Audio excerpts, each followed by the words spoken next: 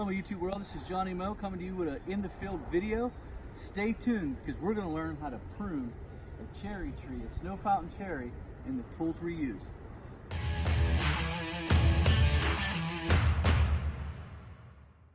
Hello YouTube world, like I said in the intro, we are going to prune a snow fountain cherry. We're here at a job we're going to maintain. If you turn, you can see all the bushes we got to maintain here. This is its second trimming of the year. So I just wanted to do a little tutorial on how we handle snow fountain cherries. This is the tool that we use. This is the PP100. A lot of people will use trimmers to trim these. Now I'll take those trimmers and I'll cut the bottom side out of it, and I'll cut some of the dead out underneath. There's some dead here, like this. You want to get all that dead out. It's dead, so you could just pull it out. You don't even have to cut it out, it'll just come out. See what I mean? So what you're doing is you're trying to look at the tree, come in here, and just take out the stuff that's hanging on, that's sticking out. I call it sucker growth. The problem is, if you take those, you'll get cuts. And you can see how this grows. If you can come in here, you can see how this grows. Now, out of one cut, 1, 2, 3, 4, 5 pieces grew out of one cut. So if you don't get down in there and cut that at the base of that, like that, you're gonna have issues. See, I gotta take a little hand pruner and get down into here. And this is what happens when you use those. You don't cut at the base, and now I've got 1, 2, 3, 4, 5, 6, 7 cuts using a pair of hedge trimmers instead of getting down here at the base right here and then cutting at one. So what's going to happen is that's going to grow 7, that's going to grow 7, that's going to grow 7, that's going to grow 7.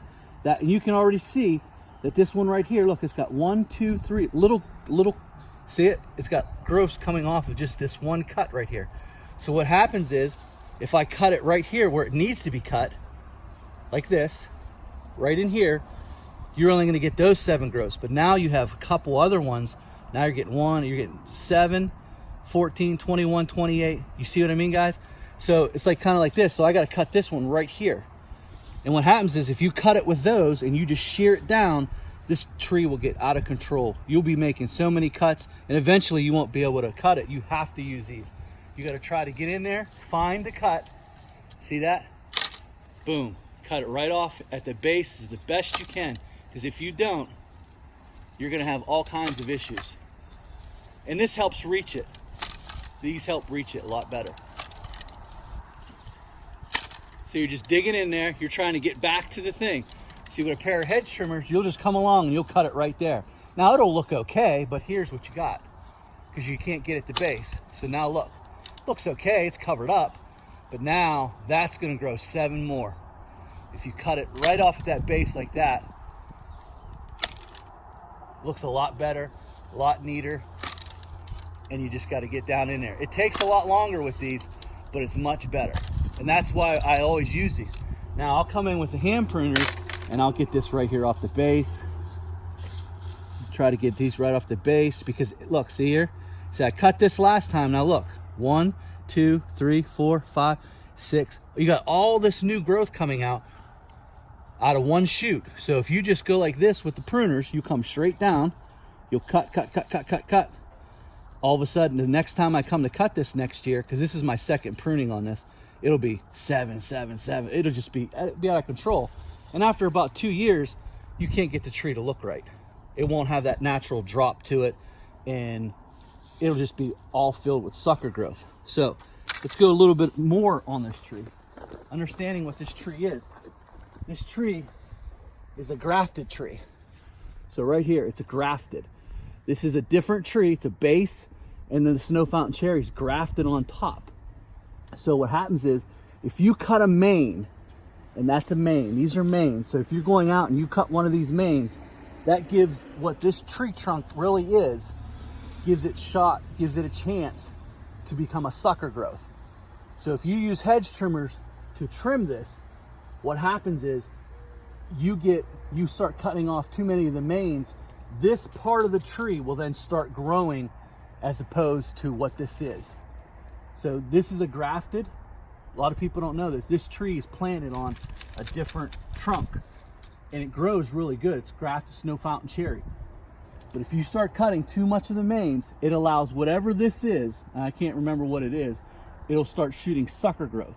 And as the tree gets older, it becomes more dominated by this growth instead of this growth here. You want the snow fountain cherry to grow. Guys, that's my time. If you have any questions about the snow fountain cherry, it's been fun giving you this video. I hope that you learned something from it. That's my time. Hello YouTube world. This is an example. This is another snow fountain cherry on the same property. This goes along with the last video I did about landscapes that were put in poorly, not thought of. I didn't put this in, but as you see, they put this tree where sun can't get on the backside, and because it's in a bed with stuff under it, you have to raise the umbrella way up, so that caused harsh pruning. Now because it's a snow fountain cherry, this part of it is starting to push up sucker growth. This is what the trunk is right here. This is sucker growth. This is not snow fountain cherry.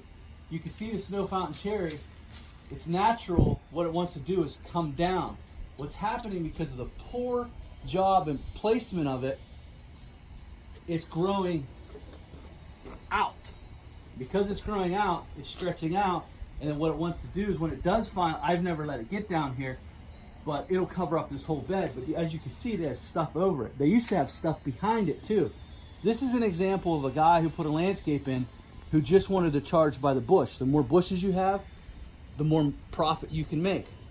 So what's happening is this tree is sucking up all the sun.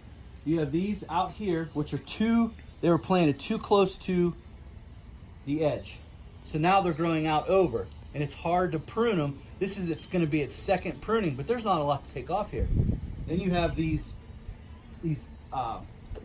snow fountain cherries that get so aggressive they're growing all the way out. But now this tree is so old now, and it's been pruned so hard because I have to try to keep it lifted up so that you can get an eye shot to the porch. You don't want this covering up everything. So now we have the trunk sucker growth. So this tree is on its way out.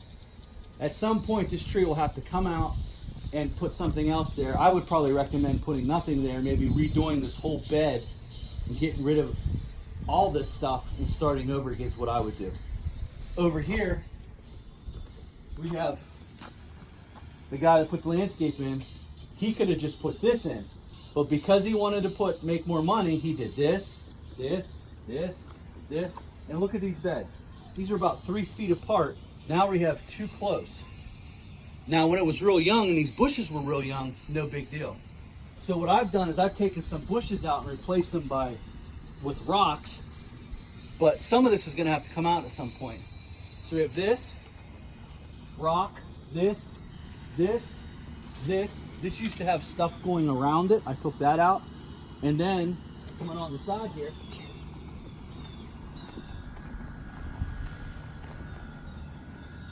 you have some of the worst things that you can plant by house is privet. Now there used to, believe it or not, there used to be barberries here, here, here, here, here, and here. They loaded this bed. They loaded it up. Look at this. Now you have, as you can see, look at the siding. Because of the privet rubbing up against the house, you have some siding issue. These are some things that you have to think of. This landscape is pretty old, but privet grows really quick.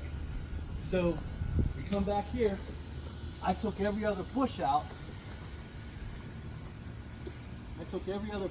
To make room to make it look. There used to be bushes in 1, 2, 3 in the corner. Then you got burning bush. Where that rock is, there used to be another bush. So it's just overpopulated. And these are the things that you deal with when you overpopulate a landscape. So I just wanted to add this onto the video and show you the sucker growth of that snow fountain cherry and some things to think of when you're putting your landscaping in. Think about what it's going to look like 15 to 20 years. This is probably a 20-year-old landscape. I did replace this tree. I replaced it a few years ago. So it is still young, looks good, but look how big this is. It's really close. There used to be bushes on here. Believe it or not, there was a barberry right here where this rock is. There was another bush, and I extended these beds. This bed has been extended from here to here. I put all this black edging in probably 3 years ago. So this bed is probably 18 inches bigger. This bush was all the way out over when I took out barberry. So think about that. They only had, what is that, 3 feet, 2.5, 3 feet, and it came right to here. This was already growing out and over, so I took it out 18 inches. Hello YouTube world, just giving you a finished look at the trees. All tightened up, finished up the prune job, the hedges, everything. Just wanted to give you a shot of the trees. See what they look like all pruned up. Everything's all nice and pruned up. Go around the side here. Give you a look at the side. There used to be bushes here, here.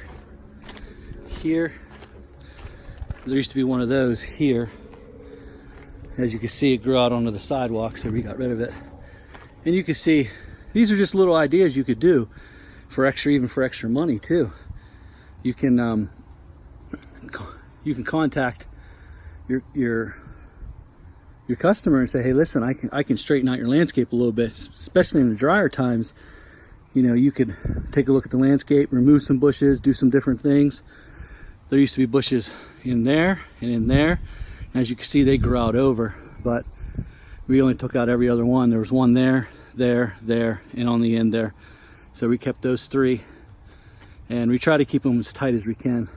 I hate doing that bush line. But that's it, guys. Have a good one.